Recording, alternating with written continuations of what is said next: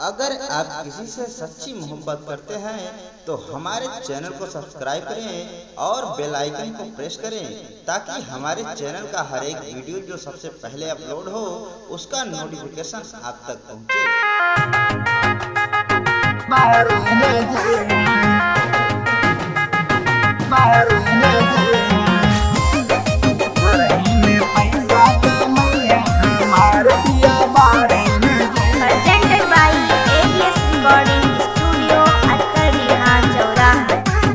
राजा हमार कबो बारे न जइया सैया हमार कबो बारे न जइया घर ही में पैसा कमैया हमार पिया बारे न जइया घर ही में पैसा कमैया हमार पिया बारे न जइया।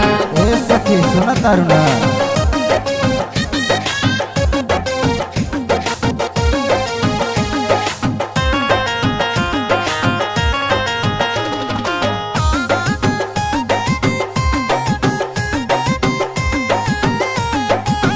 वही ठलवे से गाँव गाँव गई है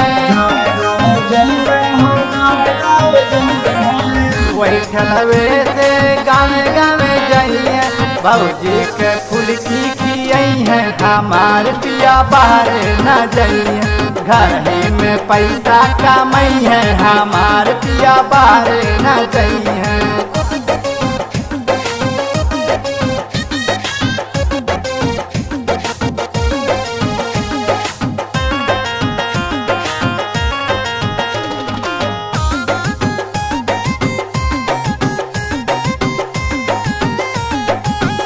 चल के रमेश की है सड़ियो दिलई है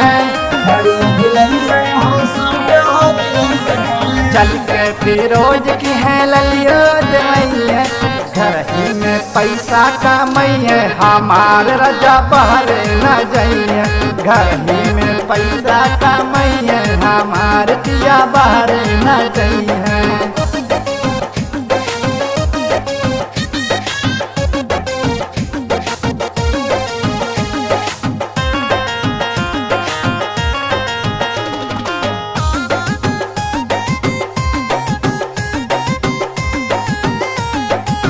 चल के अजय की है झुलनी देवई है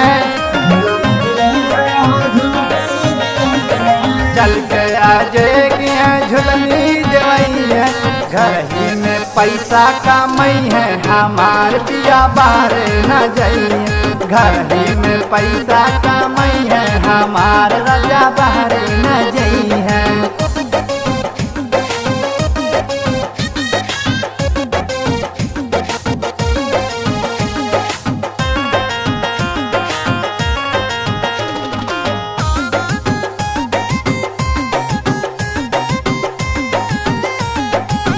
पैसा कमाई के शॉपिंग करई है पैसा कमाई के शॉपिंग करई है बस्ती सहरिया घूमई है हमार पिया बारे न जइए घर ही में रुपया कमई है हमार पिया बारे न जइए।